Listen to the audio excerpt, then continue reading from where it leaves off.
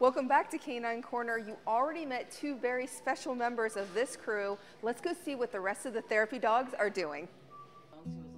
One patient at Providence Little Company of Mary summed up his experience with therapy dogs with a smile. One of the things you don't have time to do in a hospital is smile.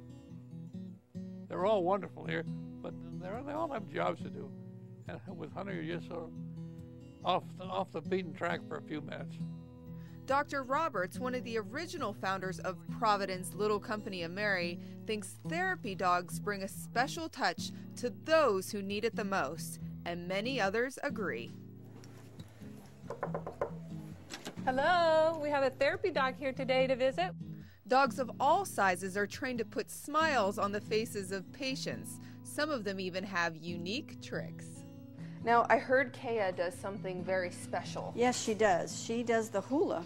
She does, okay, hence the hula skirt and the lei, right? And the lei. So if you're ready, I'll have her do it. Hey, okay. Do the hula. And this is what she does for the patients, right? She does this for the patients. And then I make her sit. And then I tell her don't touch. And I try to put it on her foot for the first time. And then I leave it as long as I want until I say, okay. Now that's what I call talent. We even got to see her do it with a patient, and we definitely got a laugh or two. They even snap a quick photo during the visit, leaving a lasting memory. So having the hula dog in here today, does it like a calming? Very relaxing, just kind of having a special person come and visit. That's nice. That must be a good feeling. Yes, it is. Yes, it is. These furry little guys went room to room sharing their love all over. This is Pinky, and I thought about taking her home with me because I can totally understand why she's a therapy dog. She's so cute, and the two of us, oh, we could definitely take a nap together. Carrie Winters will admit patients aren't the only ones smiling, though. Gidget really enjoys meeting people, and so for her to get on the bed and snuggle up next to a patient and be petted makes her day. It's not at all unusual for her to fall asleep on a bed. And if the patient's high energy, she'll be high energy, and if the patient's low energy, she'll be low energy. The interaction was incredible, and each and every dog brought different love and attention. And I love coming to the hospital, and it sounds strange that you would love coming to the hospital, but the patients love it so much, and it's so much fun to interact with them and hear their stories and have them tell you about their dogs. And to see immediate results, I visited with one patient, and we visited for a while, and as I was packing up to leave, she told me that when I came in the room, she had a migraine, and after visiting with Gidget, her migraine was gone.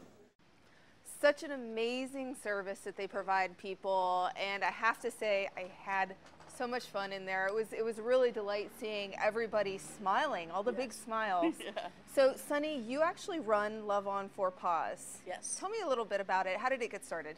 Okay, Love on 4 Paws actually got started by a lady who had an autistic daughter, and her daughter would not speak to humans, but she found that she would speak to her dogs.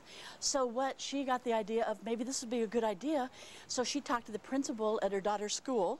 It was a specialized school, and said, hey, my daughter will talk to the dogs, but not me. Would you be willing to let me bring my dogs in and see if we can bring some of this out of the kids? And so they said, okay, fine. And that's how we got started. So we started with the specialized schools, then moved to hospitals. So that's how we got started. That's pretty cool. I mean, there's some times that I would rather talk to my dog than anybody else. I can totally understand. Yes. So the therapy program, how is this therapy program different than other programs that you might see out there? Well, Love on 4 Paws is very structured in that we ask our people to do 3 visits a month minimum, and a visit lasts an hour and a half to 2 hours.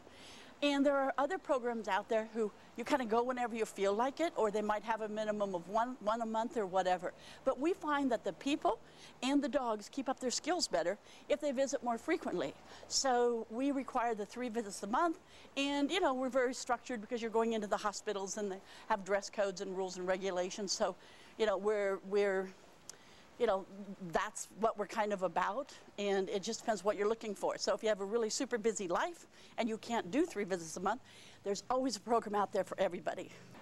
And one thing about Love on 4 Paws is that we're always looking for really good volunteers, 2- and 4-legged. We always have openings.